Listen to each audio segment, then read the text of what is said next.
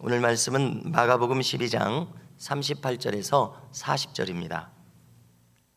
신약성경 76면 마가복음 12장 38절로 40절 말씀 찾으신 후에 합독하겠습니다.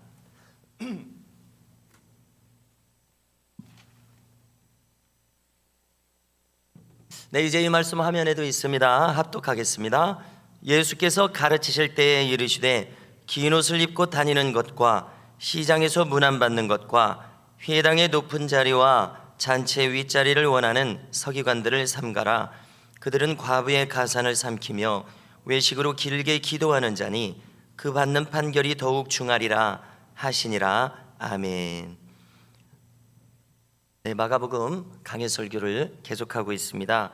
오늘은 마가복음 12장 38절 이 본문을 가지고 사람에 대한 영분별 이런 제목으로 은혜를 구하려고 합니다.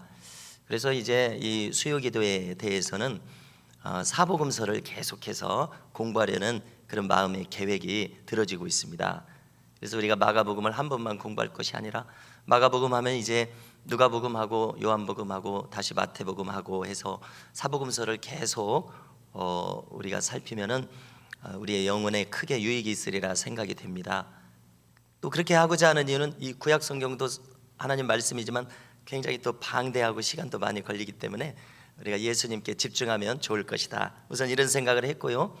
그 다음에 또 시간이 지나면 또 하나님께서 어떤 말씀을 나누라는 그런 깨달음을 주실 것이라고 생각을 합니다. 그러면 또 그때 또 주제에 맞게 하면 될 것입니다.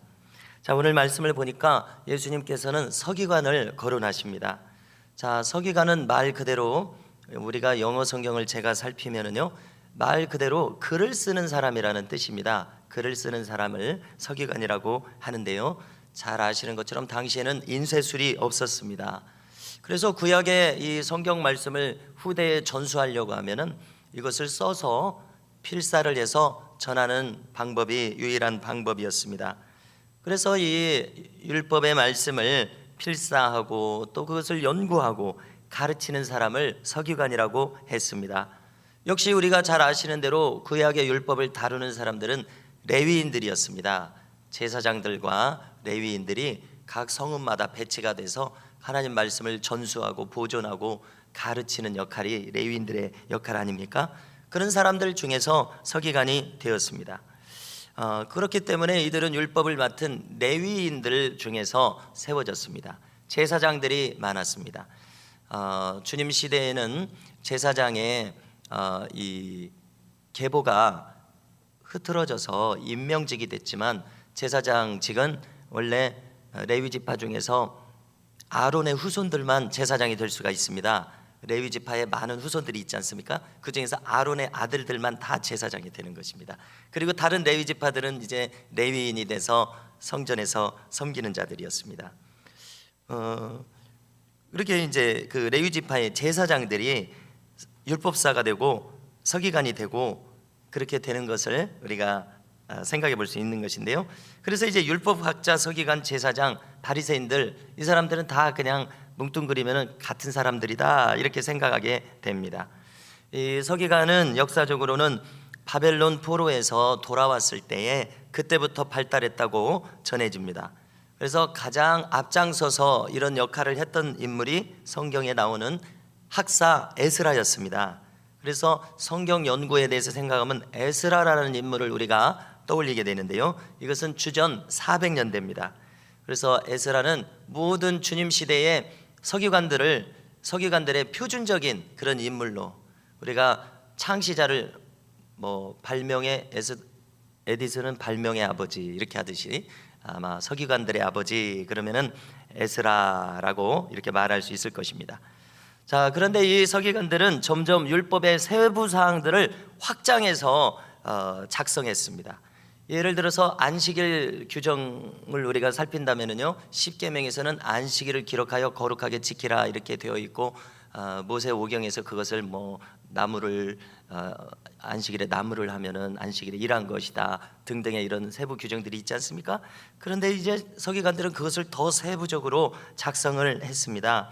그래서 예수님과 제자들의 일행들과 부딪혔는데요, 우리가 떠올릴 수 있는 예가 안식일 규정 중에서 제자들이 하루는 안식일에 밀 이삭을 잘라서 먹었었습니다. 배고파서요. 우리가 기억하시죠? 그러니까 그것을 바리새인들이 보고 있다가 그것을 지적했습니다. 안식일에 노동을 하지 않아야 되는데 밀 이삭을 자른 것은 이제 수확을 하는 노동을 했다는 지적을 하면서 안식일에 일했다고 이제 책을 잡았던 것이죠. 그리고 또 무슨 일이 있었습니까? 예수님이 안식일에 병자들을 고쳐주는 일들이 많이 있었습니다. 복음서 군데군데를 보면 안식일에 꼭 고쳐주셨습니다. 그러니까 이 바리새인들이 회당에 앉아 있다가 예수님이 말씀을 전한 다음에 병자를 고치나 안 고치나 가만히 보니까 안식일에 고치거든요. 그러니까 고치나 안 고치나 보는데 기대감을 가지고 선한 마음을 가지고 그것을 지켜보는 것이 아니라 고발하려고 그것을 지켜보는 그런 사람들이었습니다. 그래서 그들이 이제 어떤 식으로 고발하냐면은 사람을 고치는 것이 고치는 일을 했다는 것이죠. 노동을 했다는 것이죠. 그런데 우리가 그 사실을 생각해 보면 예수님은 지금 의사로서 노동을 한 것이 아니에요. 일을 한 것이 아니에요. 그 사람의 생명을 생각해서 고쳐주신 것이죠. 그래서 얼마나 이것이 각박합니까? 얼마나 사무적입니까? 얼마나 이 전통주의에 찌들어서 사람 숨을 막히게 합니까? 우리가 일반 상식으로 보더라도 안식일이든지 어쨌든지 간에 아픈 사람을 고쳐주는 것은 능력이 없어서 문제지, 아픈 사람을 고쳐주는 것은 칭찬받아야 될 일이고 박수 쳐야 할 일입니다. 일반 상식으로도요. 그런데 그들은 이 율법주의에 정말 찌들어 가지고는 이렇게 각박하고 딱딱하고 참 숨막히는 사람들이 되었습니다. 그래서 주님은 이런 사람들에 대해서 그 속마음을 정확하게 분별하신 것이 오늘 말씀에 나와 있습니다. 인간에 대한 정확한 분별이 나와 있습니다. 그래서 주님의 너무나도 확실하고 분명한 표현을 우리가 다시 한번 들어야 되겠는데요. 오늘 이제 본문이 아니라 누가복음을 제가 찾아왔습니다. 11장에 보면은 또 무슨 일이 있었는가 하면은 어떤 바리새인이 주님을 점심 식사에 초대를 했습니다. 그런데 주님께서 그 점심 식사에 바리새인들처럼 손을 씻어야 되는데 손을 씻지 않고 있었던가 봅니다. 그러니까 바리새인이 그것을 이상하게 여겼다고 했습니다. 뭐라고 한마디라도 했는지 모르겠습니다. 구체적으로는 안 적혀 있습니다. 눈을 홀겼든지 아니면 표정이 굳어졌든지 불편함을 표했겠죠. 그러니까 예수님께서 그 누가복음 11장 39절에서 뭐라고 말씀하시냐면은 너희 바리새인들은 지금 잔과 대접의 겉은 깨끗이 하지만 너희 속에는 탐욕과 악독이 가득하도다. 아주 직설적인 표현으로 그들에게 이야기하셨습니다. 그렇습니다. 이것이 이 바리새인들의 마음속에 있는 실상이었습니다.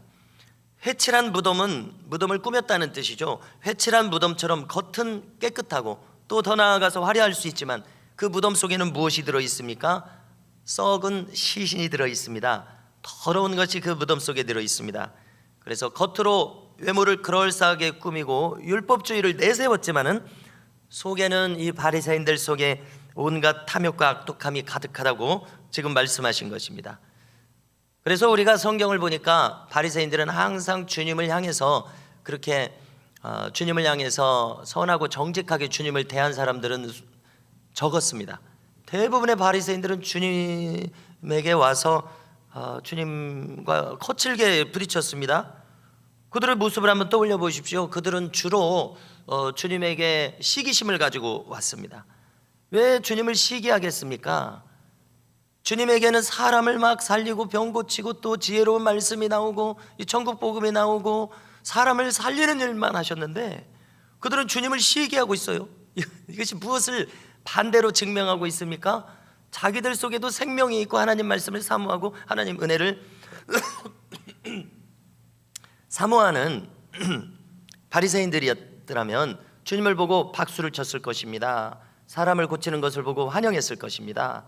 그러니까 그들이 시기한 것을 보면 그들 안에 생명이 없고 진리가 없기 때문임을 우리가 알 수 있습니다. 또 주님을 십자가에 못 박았을 때 그들은 어떤 모략죄라도 아끼지 않고 행함으로 주님을 체포했습니다.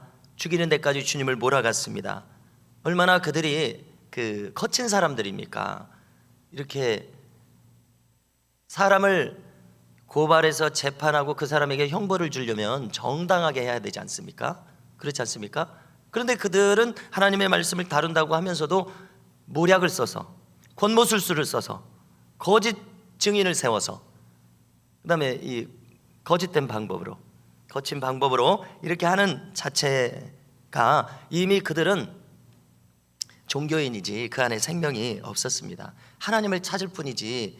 그래서 우리는 주님은 그들에 대해서 다른 곳에서 뭐라고 말씀하시냐면요, 너희가 어찌 심판을 피하리요. 그래서 무슨 말씀입니까? 마태복음 23장 33절인데요 너희가 어찌 지옥의 판결을 피하겠느냐, 이렇게 직설적으로 이야기하셨습니다. 너희가 어찌 심판을 피하리요. 이렇게 순하게 말하면 우리가 알아듣질 못해요. 그래서 주님께서는 너희가 어찌 지옥의 판결을 피하겠느냐, 그렇지 않습니까? 그들의 마음가짐이 어찌 하나님의 심판을 피할 수가 있겠습니까? 자, 또 오늘 본문을 보십시오. 그들은 이 외모를 중시했습니다. 그런데 그들의 내면은 형편없었습니다. 외모를 따라가지 못했습니다. 38절 39절을 다시 읽어드리면요, 예수께서 가르치실 때 이르시되 긴 옷을 입고 다니는 것과 시장에서 문안받는 것과 회당의 높은 자리와 잔치의 윗자리를 원하는 서기관들을 삼가라 말씀하시고요. 자, 왜 삼가야 됩니까? 그들의 실상이 참 충격적인데요, 40절을 보면은요, 주님은 그들을 한마디로 뭐라고 얘기하시냐면은, 자, 40절을 찾으셔서 함께 읽으시겠습니다. 읽습니다. 그들은 과부의 가산을 삼키며 외식으로 길게 기도하는 자니 그 받는 판결이 더욱 중하리라 하시니라, 이렇게 말씀하셨습니다. 얼마나 이 충격적인 그들의 모습입니까? 과부의 가산을 삼키는 그 과정이 어떻게 되었는지는 모르지만 얼마나 탐욕이 그렇게 강하게 발동을 하면 과부는 어려운 사람입니다. 성경에 보면 고아와 과부를 항상 보살피라고 그랬는데, 그들은 이미 자기들은 성경을 잘한다고 하지만 이미 말씀이 그들 안에서 살아있지 않은 것을 알 수 있습니다. 그냥 탐욕적으로, 과정은 모르죠, 어떤 자세한 과정은. 그런데 과부를 타겟으로 삼아서 과부의 재산을 뺏는 것이 그들의 주 목적이요 행동인 것을 여기서 주님은 충격적으로 고발하고 있습니다. 자, 그들의 모습을 조금 더 살펴보면요, 첫째, 그들은 긴 옷을 입고 다녔습니다. 자, 구약의 제사장들을 한번 떠올려 보십시오. 우리가 출애굽기부터 레위기, 민수기, 신명기 이렇게 보면은 제사법이 반복해서 자세하게 나오고 있는데요, 제사장은 어떻게 하라고 그랬습니까? 특별한 성의를 제작을 해서 입도록 했습니다. 대제사장은 더 화려하고 또 비용도 많이 들여서 입도록 했습니다. 그냥 제사장들도 입도록 했습니다. 자, 오늘날도 우리가 예배 가운을 입습니다. 목회자도 입고, 그 다음에 예배위원들, 찬양대도 입고, 또 헌금위원도 입고, 그 다음에 반주자들도 입고, 이렇게 예배 가운을 우리가 입고 있습니다. 이것은 구약의 제사장들, 이 레위인들이 찬양대를 서기도 했지 않습니까? 그들에게도 의복을 입혔었습니다. 그러니까 이 구약의 제사장들의, 레위인들의 예복을 계승하는 성격이 있습니다. 오늘날도 우리가 예배를 드릴 때요. 자, 그런데 그때 서기관들은 일부러 정당한 예복이 아니라 일부러 과도하게 긴 옷을 입어서, 과장된 옷을 입어서 그들의 권위를 드러내려고 했다는 것입니다. 그냥 담백하게 성의의 요건을 갖춰서 만들면 될 텐데 그것을 과장해서 길게 만들었다는 것입니다. 그래서 그들은 내면은 뒤따르지 않는 형식을 중시하는 사람들이 됐다고 주님이 이렇게 말씀했습니다. 자, 제가 이 중고등부 때 예배드리던 그런 생각이 떠올랐습니다. 이제 고등학교 1학년이 되니까 중학교 3학년 때 가을이었는지 아무튼 처음으로 제가 신앙생활 하는데 처음으로 목사님이 오신 거예요. 그전에는 담임 전도사님들만 있었어요. 그 전도사님들이 전주에 와서 개척도 하시고 그러셨었는데 처음으로 목사님이 왔습니다. 근데 이제 이 목사님이 가운을 입으시는 거예요. 그래서 이제 제가 이제 생소한 마당에 이 가운은 뭐냐 이런 생각을 이제 자연스럽게 제가 하면서 제가 어떤 생각을 가졌냐면요, 이 목회자 가운에 대한 부정적인 시각이 생겼습니다. 왜냐하면 이제 저 나름대로 성경을 읽었을 때 예수님의 모습은 가운을 입지 않은 모습이라고 제가 생각을 했어요. 그런데 예수님을 계승하는 목사님이 가운을 입으니까 저는 부정적인 시각이 생겼어요. 이 좀 형식을 너무 지금 따지고 있는 거 아닌가 이런 생각이 생겼어요. 그런데요, 그렇게 이제 형식주의라고 저 나름대로 이제 누구한테 말은 안 하죠. 혼날라고 말을 하니까.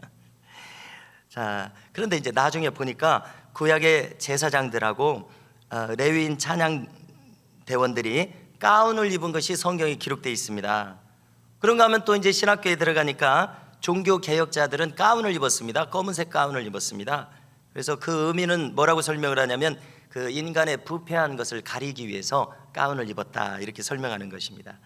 자, 그래서 이 가운의 의미가 제사장들에게 또 뭐 이렇게 종교 개혁자들에게 정당한 의미가 거기 들어 있습니다. 그래서 예배를 드릴 때에 성의를 착용하는 것이 성경적 근거도 있고 역사적인 설명도 되는구나 그렇게 생각을 했습니다. 그러니까 어린 시각에서는 시각이 좁혀져 있다 보니까 예수님을 또 기준으로 삼는 것이 맞다고 생각하면서 그렇게 생각했었습니다. 자, 여러분, 우리가 이렇게 생각할 때 어떻게 정리할 수 있습니까? 이렇게 정리할 수 있을 것입니다. 속의 내용과 알맹이가 중요하지 그 속에 바른 정신이 중요하지 형식은 갖출 수도 있고 예수님처럼 안 갖출 수도 있다 이렇게 정리할 수 있겠습니다. 그러나 다만 여기 서기관들처럼 형식이 형식주의로 흘러서 그것을 과시하는 방향으로 흘러서 내면과 무관한 사람이 되어서는 안 되겠다. 우리는 이렇게 정리할 수 있을 것입니다. 자, 두 번째로요, 이 사람들은 회당의 높은 자리와 윗자리를 원했습니다. 그들은 백성들로부터 항상 존경을 받는 위치에 있었습니다. 항상 인사를 받고 높임을 받는 위치에 있다 보니까 그들은 자기들의 마음도 높아졌습니다. 한마디로 교만해졌다고 주님이 지금 말씀하시는 건 아닙니까? 그들은 교만한 자들이라는 것이 그들에 대한 주님의 영분별입니다. 그래서 우리는 여기서 어떤 진리를 발견하게 됩니까? 나는 항상 아무것도 아니다라고 우리는 생각해야 마땅할 것입니다.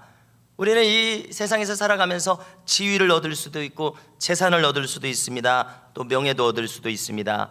그러나 한번 생각해 볼 때 이 모든 것은 주님이 주신 것이기 때문에 나는 아무것도 아니라는 생각을 우리가 마땅히 해야 할 것입니다.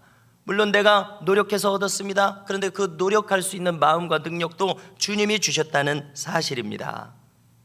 세상 사람들은 말하겠죠. 내가 노력해서 얻었고 내가 복이 있어서 조상들로부터 받은 재산이 있어서 이렇게 됐다, 뭐 그렇게 나름대로 설명하겠지만은 진실은 하나님께서 주셨기 때문에 이 모든 것이 가능하므로 우리는 교만한 자들이 아니라 항상 겸손한 자리에 있는 것이 지혜자임을 믿습니다.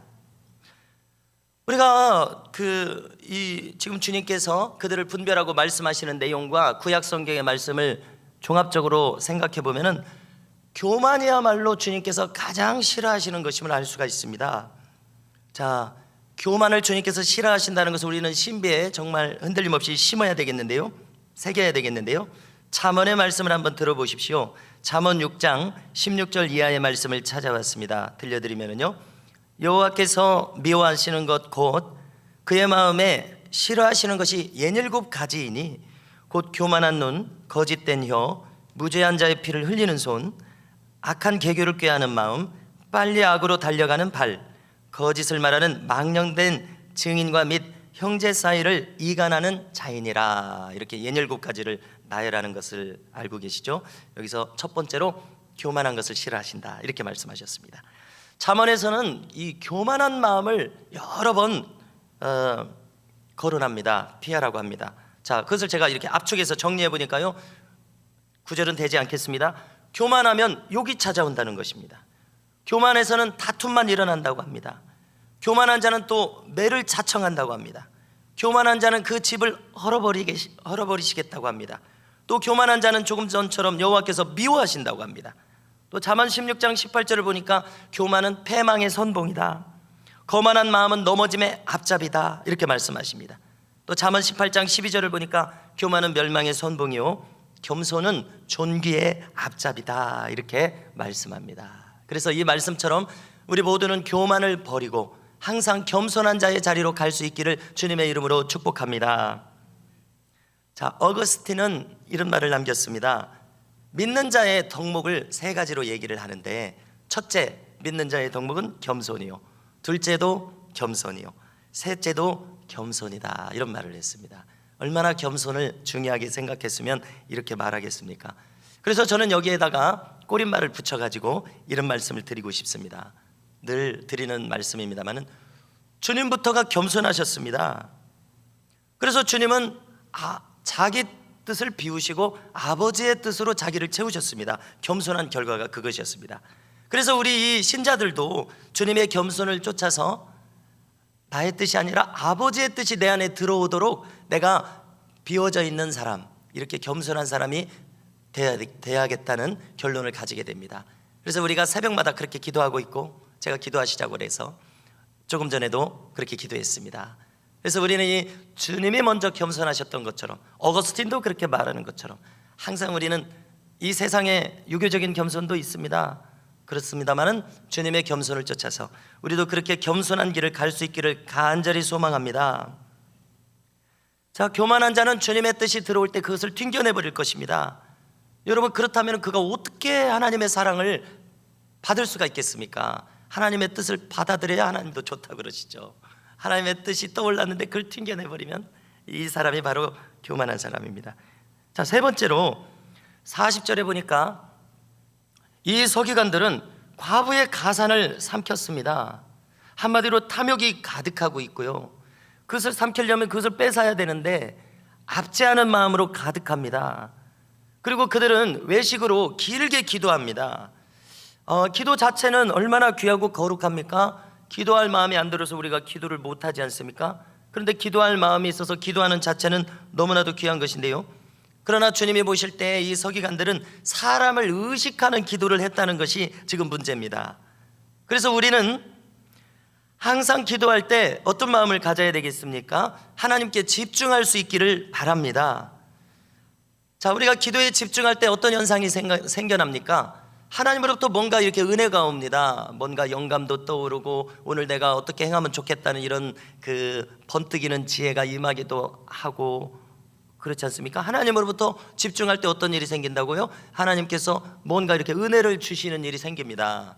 그러니까 이 하나님께서 주시는 것을 받기에 바쁜 사람이 돼야지 다른 사람을 의식하면서 기도할 겨를이 없겠다는 것입니다. 바른 기도에 들어간다면요. 그리고 뿐만 아니라 기도하면서 우리가 하나님께 집중할 때 어떤 일이 생깁니까? 내 마음을 계속해서 하나님께 드리는 일이 생깁니다. 그래서 정말 우리가 기도가 이루어질 때는 다른 사람을 의식할 겨를이 없겠다는 것입니다. 그러므로 이 서기관들은 주님이 보실 때에 기도하면서 순전히 다른 사람이나 의식하고 이렇게 내가 기도를 얼마를 했다느니, 어디서 기도를 했다느니, 다니엘처럼 하루에 3번 기도를 했다느니, 이렇게 이제 형식이 중요하지 않은데 이런 것을 강조하고 지금 알맹이가 빠져나간 사람이 아니겠는가, 이렇게 생각합니다. 아무튼 결론적으로 우리는 마땅히 기도하는 사람이 되어야 될 텐데요, 하나님께 집중하는 사람들이 될 수 있기를 간절히 바랍니다. 자, 마지막으로요, 우리는 이 주님의 말씀을 신비에 새겨야 되는데요, 특별히 마태복음 7장 3절 이하의 말씀을 들어보십시오. 어찌하여 형제의 눈 속에 있는 티는 보고 내 눈 속에 있는 들보는 깨닫지 못하느냐? 보라, 내 눈 속에 들보가 있는데 어찌하여 형제에게 말하기를 나로 내 눈 속에 있는 티를 빼게 하라 하겠느냐? 여러분, 우리가 나이를 먹으면은요, 자연스럽게 사람을 보는 눈이 생긴다고 합니다. 그렇지 않습니까? 우리 집사님들, 권사님들, 장로님들 연령이 들어가심에 따라서 사람을 보는 눈이 생기세요. 저도 나름대로 사람을 보는 눈이 생기죠. 자, 그런데 믿음을 가진 사람들은 자연인으로서 자연인이 가진 지혜자의 그런 눈을 넘어서서, 그런 인간으로서 생기는 연륜에서 나오는 그런 눈을 넘어서서 우리는 성경적 시각으로 사람을 볼 수 있어야 될 줄로 믿습니다. 성경에 기초한 오늘 말씀의 제목처럼 사람에 대한 영분별을 할 수 있는 일반인 지혜자의 눈이 아니라 성경 말씀으로 사람을 영분별할 수 있는 이런 사람들이 되어야 되겠는데요, 그래서 만약 우리가 이처럼 오래도록 신앙생활을 했는데 말씀을 기초해서 사람을 볼 수 있는 눈이 안 생겨 있다면 이것이야말로 문제일이라 생각을 합니다. 그래서 오늘 주님이 서기관들을 보고 그 사람을 분별하신 것처럼 우리도 그렇게 분별할 수 있는 성경적인 시각이 생길 수 있기를 바라는데요, 그런데 이제 여기서 그것이 첫 번째로 우리 안에 이루어져야 될 일이고, 두 번째로 중요한 것은 우리가 이렇게 말씀에 의해서 영분별을 할 수 있는 사람이 될 뿐만이 아니라 그 다음에는 어떤 사람이 돼야 된다는 생각이 드냐면요, 자, 주님은 지금 방금 읽어드린 말씀에서 타인의 죄가 문제가 아니다, 너의 내면이 더 문제다, 이런 말씀 아닙니까? 타인에 대해서 지금 판단하는 것이 지금 네가 중요한 일이 아니라 네 속에 들보를 깨닫는 것이 더 중요하다, 이렇게 말씀하신 것입니다. 여러분, 이 말씀이 정말 옳지 않습니까? 내가 아무리 성경의 말씀을 잘 알아가지고 타인을 성경 그대로 잘 분별한다고 할지라도 그것이 내 영혼에 유익이 없으면 그것이 무슨 소용이 있느냐는 것입니다. 그렇습니다. 우리 정말 내 영혼이 사는 것이 첫 번째로 중요한 문제인데요, 우리가 타인을 분별해서 타인을 판단하는 죄로 빠지지 않아야 되겠고, 판단해서 정죄하는 죄로 빠지지 않아야 되겠는데요, 우리가 그렇게 된다면 영분별할 수 있는 능력이 무슨 유익이 있겠느냐는 것입니다. 그래서 우리는 타인을 바르게 분별하고 판단하기에 앞서서 그 분별력을 가지고 나에 대해서 영분별을 올바로 할 수 있는 이런 지혜가 있어야 될 줄로 믿습니다. 그야말로 내 안에 들어있는 큰 들보가 문제입니다.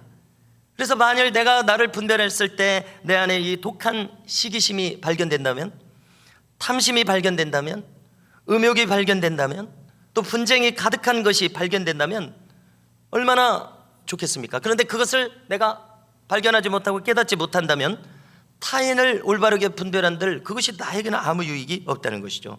그러므로 우리가 최우선적으로 우리의 믿음이 성장하면서, 우리의 사람에 대한 영분별이 성장하면서 최우선적으로 구해야 할 것은 내가 나를 가장 바로 볼 수 있는 그런 은혜를 주시라고 우리가 기도해야 될 줄로 믿습니다.